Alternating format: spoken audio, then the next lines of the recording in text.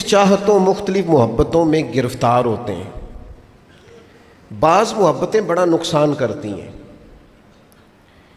انسان کے باطن کو اجاڑ دیتی ہیں، اس کی روح کو میلا کچیلا کر دیتی ہیں، اس کے روحانی مسائل میں نہایت نقصان دہ ثابت ہوتی ہیں۔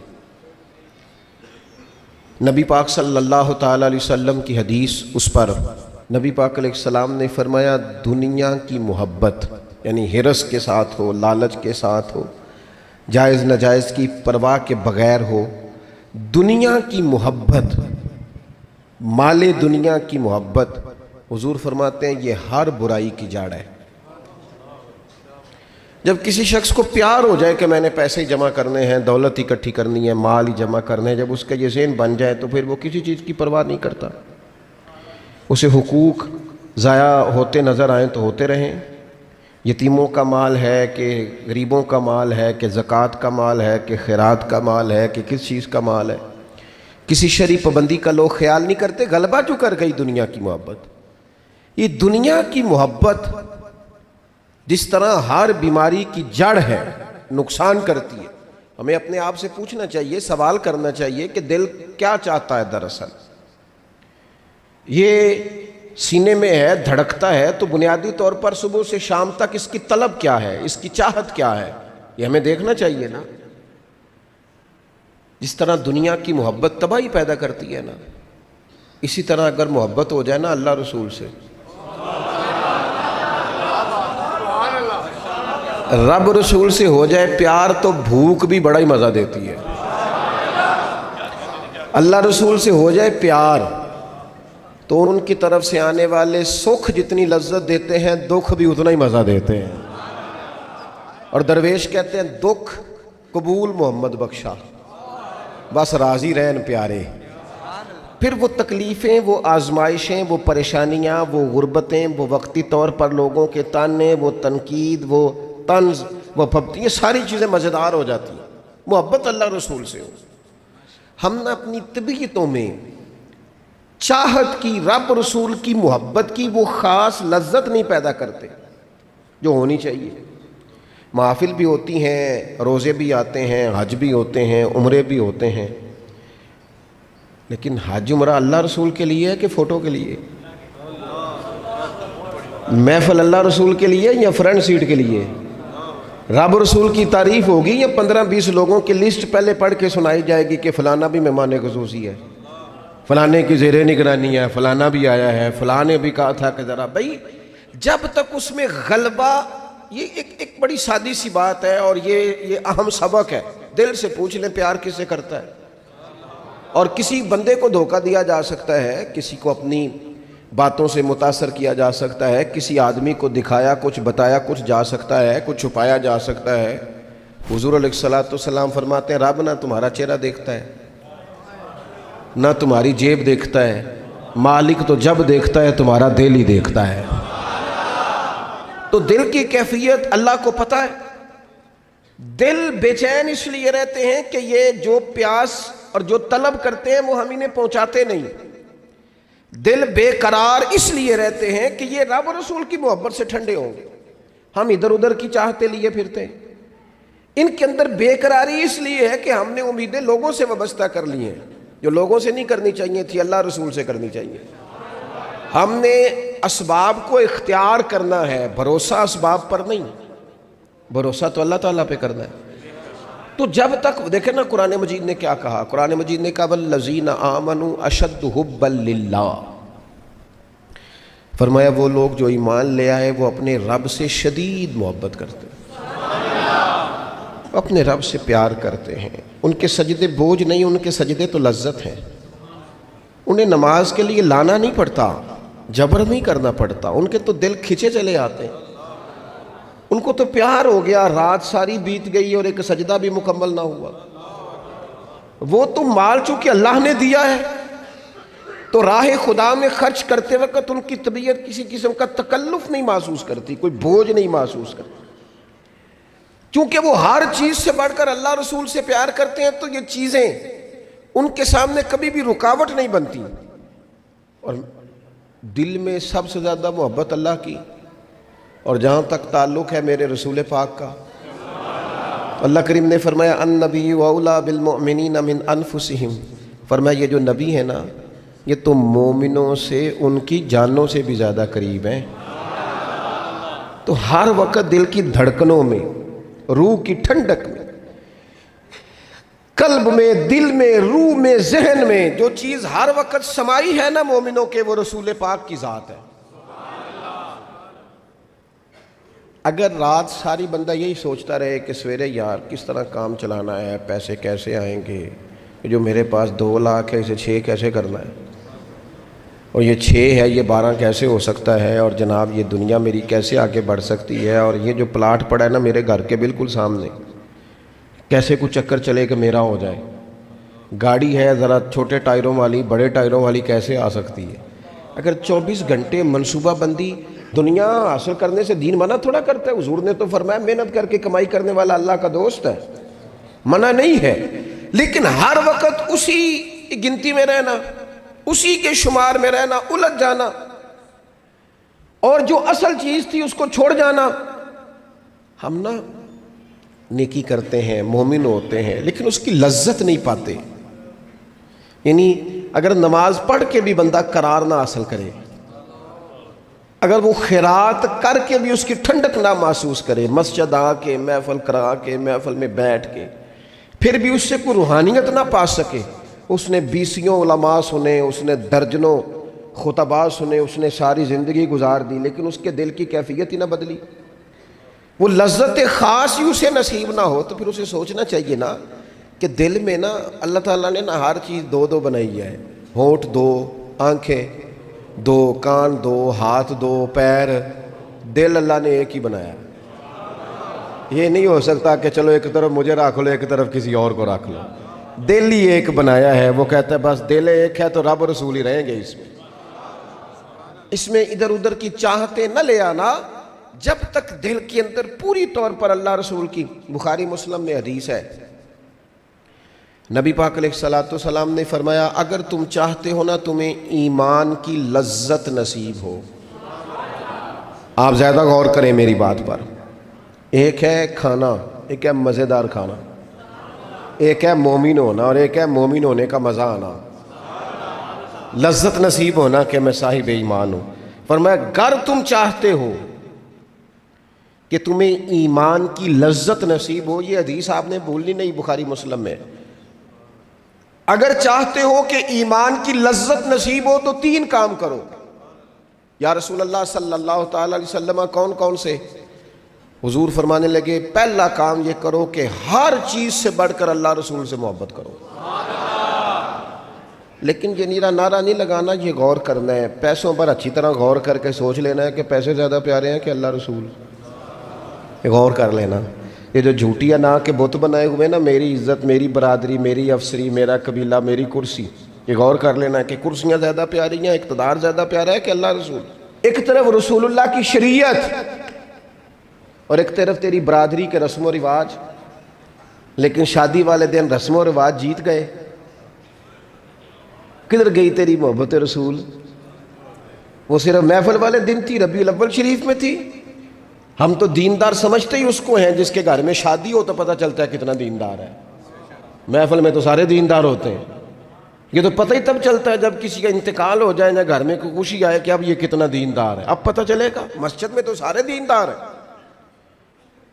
فرمایا اگر چاہتے ہو کہ لذت ایمان نصیب ہو تو ہر چیز سے بڑھ کر اللہ رسول سے پیار کرو، اور دوسرا فرمایا جس سے بھی پیار کرو نا اللہ رسول کی رضا کے لیے کرو،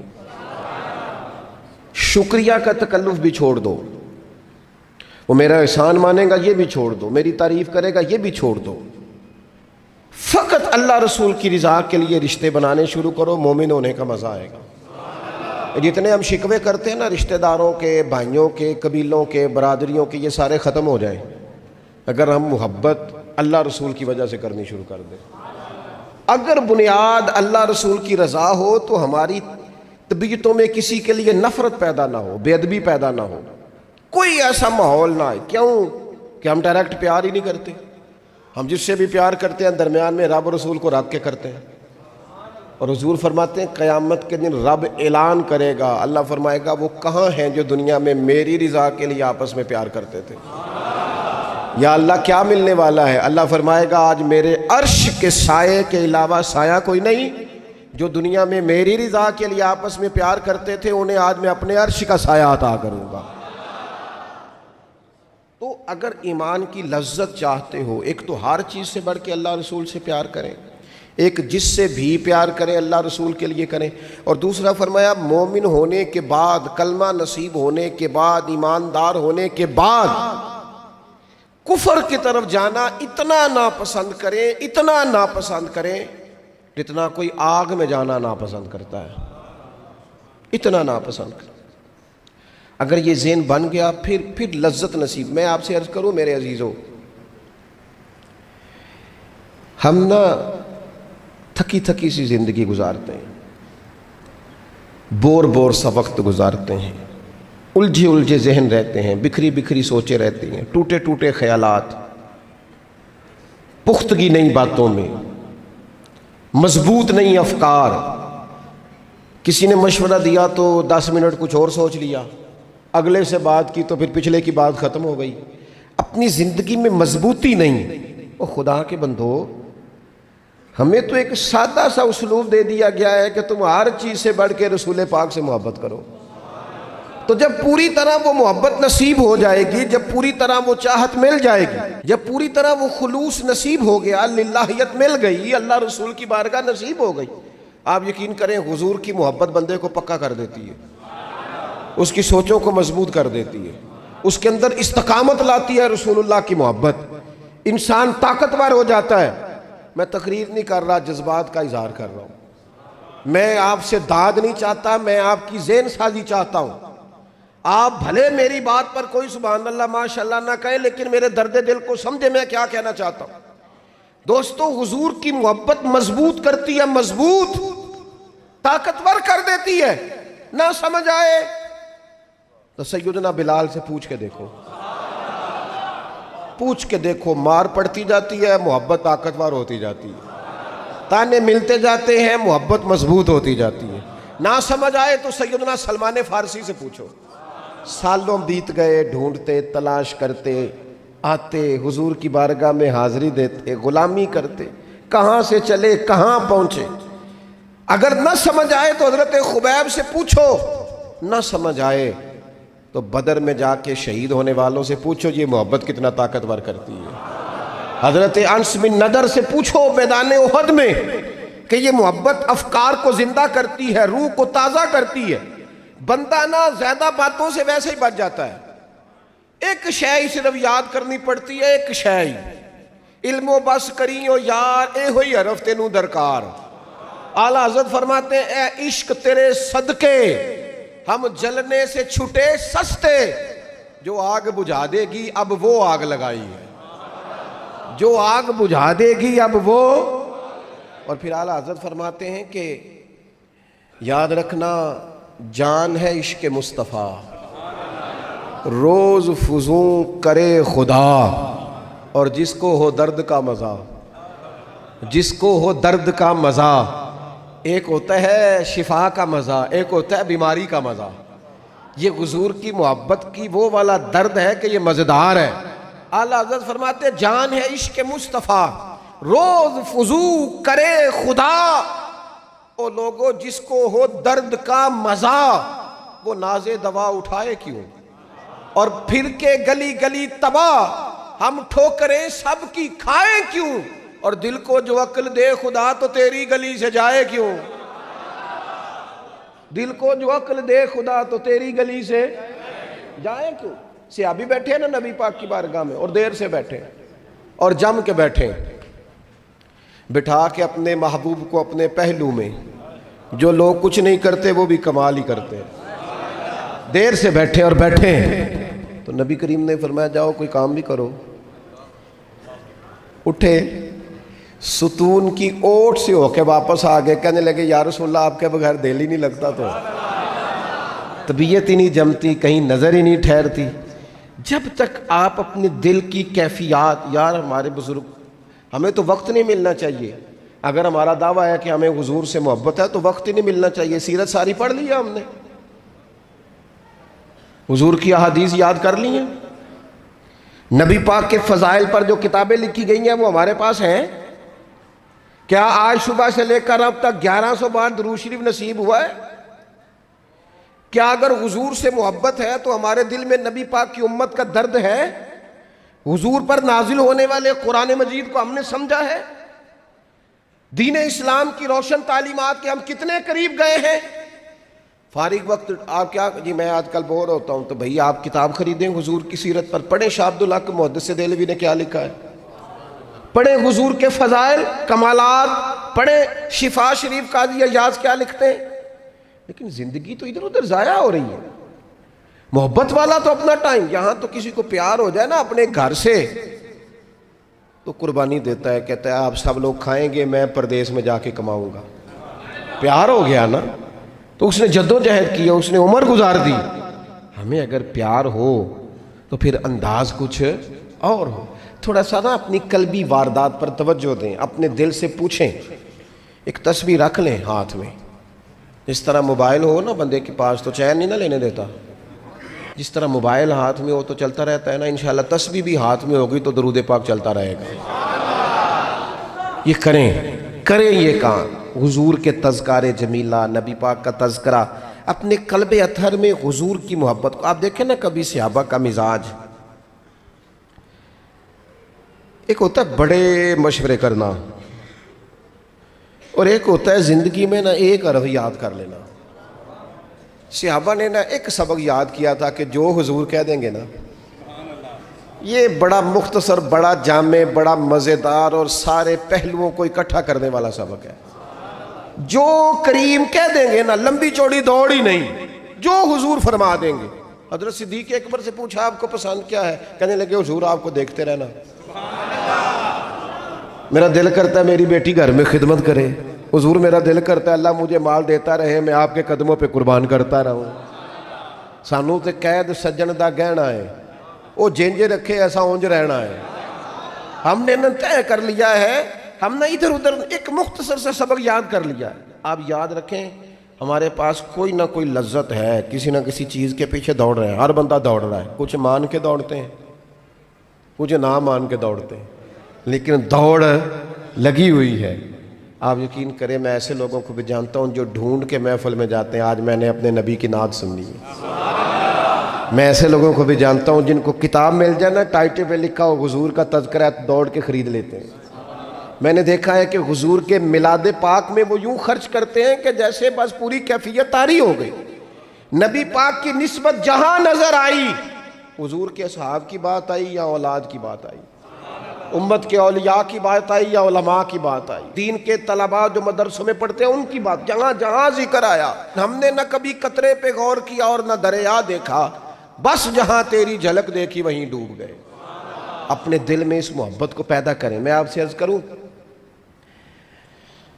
اولادیں بھی پریشان ہیں ہماری، ہم نے بچوں کو پیسے دیے ہیں، ٹائم نہیں دیا، ہم نے بچوں کو گھر دیا ہے، خاندانی ماحول نہیں دیا۔ اب شکوہ صرف بچے سے نہیں کہ وہ موبائل پہ ہے، ابا بھی تو موبائل پہ ہی ہے نا، وہ بھی تو نہیں نہ چھوڑ رہا۔ بچے جو چھوٹے موٹے سوالات اپنے ماں باپ سے پوچھتے تھے تو ایک خاندانی روایات، ان کا حسن منتقل ہوتا تھا، وہ اب رخصت ہو رہا ہے۔ بچے اپنے گھروں میں، آپ کو پتہ ہے یہ صحابہ کی اولادیں کیوں جان قربان کرتی تھی نبی پاک پہ؟ انہوں نے گھر میں جو دیکھا تھا نا اپنے ماں باپ کو کرتے تو وہ تیار تھے، ایک سے ایک بڑھ کر تھا۔ حضرت عمر بن جموح جنگ میں آئے تو چاروں بیٹوں سمیت آئے، اولادیں ساتھ آئیں ان کی، کیوں؟ انہوں نے اپنے بچوں کو وقت دیا، ٹائم دیا، ان کی تربیت کی۔ دیکھیں ایک ہے میں تقریر کروں، تقریر سے بھی بچے سیکھیں گے، ایک ہے کہ جو ان کا باپ کرتا ہے۔ میں اکثر ایک مثال دیتا ہوں، میں کہتا ہوں کہ کئی دفعہ گھر میں نا اماں کہتی پتر چپ کر جا، تیرا ابا آج کل پریشان ہے، ناراض ہو جائے گا، چپ کر، ابھی بات نہ کرنا، کاروباری ٹینشن چل رہی ہے۔ ہوتا ہے کہ نہیں؟ پتر آج نہ بات کرنا، آج تیرے ابا جی کا موڈ نہیں ٹھیک، ہوتا ہے نا؟ تو کبھی کبھی یوں بھی ہونا کہ ابا بستر میں رو پڑے تو پتر اٹھ کے جا کے پوچھے اماں جی خیر ہے؟ تو اماں بھی رو پڑے، اماں بتاؤ تو صحیح ہوا کیا؟ تو اماں کے پتر تمہارے باپ کو نا حضور کا مدینہ یاد آ رہا ہے۔ آپ یقین کریں یہ رنگ اولاد پہ وہ رنگ چڑھائے گا، یہ انداز وہ انداز سکھائے گا۔ ابا پیسوں کے لیے تو روز روتا ہے، زمینوں جائیدادوں کے لیے روتا ہے، میرا کاروبار نہیں چلتا روتا ہے۔ کاش یہ کبھی حضور کی محبت میں روئے، یہ کبھی اس درد سے تڑپے، کبھی اس کی وہ کیفیت بنے، تو بچے کو کہنا نہیں پڑے گا اپنوں کے تو آنسو دیکھ کے بندے کے آنسو آ جاتے ہیں۔ روحوں کی جیسے ہی قربت ہوتی ہے درد آنسو بن کے چھلک نکلتا ہے۔ جب تک یہ محبت اس بار رفتگی کے ساتھ نہیں پیدا ہوگی، کبھی ابا انگلی لگائے نا بچے کو اور مسجد میں جا کے قاری صاحب دل بڑا پریشان ہے، ذرا حضور کی نعت تو سنائے، ذرا گھر میں بچے کو کہے نا پتر یہ کھول ذرا موبائل اور حضور کی فلاں نعت تو لگا، میرا دل کر رہا ہے۔ تو یہ بھی انداز ہے جو بچوں کے دلوں میں حضور کی محبت پیدا کرے گا۔ لیکن ہم نے نا بالکل ایک روایتی انداز اختیار کیا ہوا ہے۔ ٹھیک ہے کبھی کوئی سلسلہ ہو گیا تو ہو گیا، اس کی جو عملی کیفیات ہے وہ ہمارے ہاں نہیں ہے۔ بات ختم کرنے لگا ہوں۔ نبی پاک صلی اللہ تعالیٰ علیہ وسلم کے غلاموں حضرت سعد بن ابی وقاص رضی اللہ تعالیٰ انہوں نے نا کلمہ پڑھ لیا، ماں احتجاج پہ بیٹھ گئی، اگر تو کلمہ نہیں چھوڑے گا تو میں روٹی نہیں کھاؤں گی اتنی دیر تک جب تک تو کلمہ نہیں چھوڑتا ماں صلی اللہ۔ صحابہ کرام نے نا شدید ٹکراؤ دیکھا ہے جب وہ مسلمان ہوئے۔ ہم تو نیکی کرتے ہیں، کوئی خیر کا کام کرتے ہیں تو شاباش ملتی ہے، وہاں یہ نہیں تھا۔ وہاں تو آپ نے اعلان کیا نہیں اور پتھر برسے نہیں۔ اماں بھوک ہڑتال پہ بیٹھ گئی۔ اب ظاہر ہے گلی محلے میں باتیں بھی ہوتی ہیں، برادری قبیلے میں بلو جی اماں ہڑتال پہ بیٹھی ہے، بھوک ہڑتال پہ۔ حضرت سعد بن ابی وقاص نے 2-3 دن دیکھا، تیسرے دن ماں بھی تھوڑی، اب 2-3 دن بندہ روٹی نہ کھائے حالت اور ہو جاتی۔ حضرت سعد جا کے نا اماں کے سرانے کھڑے ہو گئے، کہنے لگے اماں میں تیرا ہی پتر ہوں نا، اور مجھے سب سے زیادہ تو ہی جانتی ہے۔ اماں نے کہا اسی طرح ہی ہے۔ تو کہنے لگے اماں تو میرے جذبے بھی جانتی ہے؟ کہا پتر بالکل جانتی ہوں۔ تو کہنے لگے تیری ایک جان ہے نا، اگر تیری 1000 بھی ہو نا، ایک ایک کر کے ساری نکل جائے تو مدینے والے کا کلمہ پھر بھی نہیں چھوڑوں گا، کیونکہ وہ کچا رنگ ہے للاری والا جیڑا چڑھ دا تے لیندا رہندا، اے عشق تیرے دا رنگ محمد چڑھ جائے پھر نہیں لیندا۔ اماں تیری 1000 جان بھی ہو نکل جائے تو یہ کلمہ میں چھوڑنے والا۔ اماں نے نا شام کو روٹی کھا لی، لوگ کہنے لگے اماں بھوک ہڑتال ختم، کہنے لگی میرا پتر ہے میں جانتی ہوں۔ یہ جو اسے یہ والی میں ہر کام چھڑا لیتی تھی، پر یہ جو پیار ہوا ہے نا یہ چھڑایا جا سکتا؟ یہ نہیں چھڑایا جا سکتا۔ وہ دنیا دے جھگڑے اساں چھوڑ دیتے، سیاست دے جھگڑے اساں چھوڑ دیتے، محبت دا جھگڑا ہے چھڑا کوئی نہیں سکتا، یہ چھڑا کوئی نہیں سکتا۔ میرے دوستو خاص پیار کریں، درود شریف پڑھ کے سوئیں، سجدہ اس نیت سے بھی کبھی کر کے دیکھیں کہ حضور نے فرمایا نماز میری آنکھوں کی ٹھنڈک ہے۔ آپ نا تھوڑا سا اپنی زندگی میں مثبت تبدیلی پیار والی لائیں، اس نیت سے فجر کی نماز سر پہ کپڑا باندھ کے پڑھیں کہ امامہ حضور کی سنت ہے، 3.5 گز کپڑا لے لیں اس کو سر پہ باندھیں لپیٹیں، اس نیت سے کہ یہ میرے رسول کا طریقہ ہے۔ آپ نا کچھ کام ایز اے اسپیشل کریں، خاص کر کے کہ یہ نبی پہ جوانوں سے کہوں گا او سجنوں، کسی نے کسی کو دیکھ کے اپنے چہرے کا رنگ بنایا، کسی نے کسی کو دیکھ داڑھی پوری مٹھی نہ کر لے۔ مجھے ایک دوست کہنے لگے بندے تانے مار دینے تے میں کہا جے کر یار دے نام دا ملے میڑا انہوں چولی پا لئیے پنجے سٹیے نا، تے جے کر یار دے نام دی ملے سولی چوٹا چوٹ لئیے پیچھا ہٹیے نا۔ اور دنیا کے لیے بھی تو نے تانے کھائے ہیں، تو اگر کوئی دین کے لیے کھانا پڑ جائے تو کھا، کوئی عرض نہیں۔ داڑھی شریف پوری ہوتی ہے مٹھی، یہ نہیں ہوتی جو آج کل ہماری اپنی مرضی کا سٹائل ہے نا، یہ اپنی مرضی کا نہیں ہے۔ داڑھی دا وزن ہوتا ہے، یعنی پوری مٹھی ہو تو کوئی وزن اٹھانا پڑتا ہے، مسئلہ کیا ہے؟ تو چھوٹی والے نے بھی بندے مولوی صاحب ہی آندے نے، تو کیوں نہ پھر بندہ پوری کر لے۔ تو یہ 3-4 کام کریں تاکہ عملی ثبوت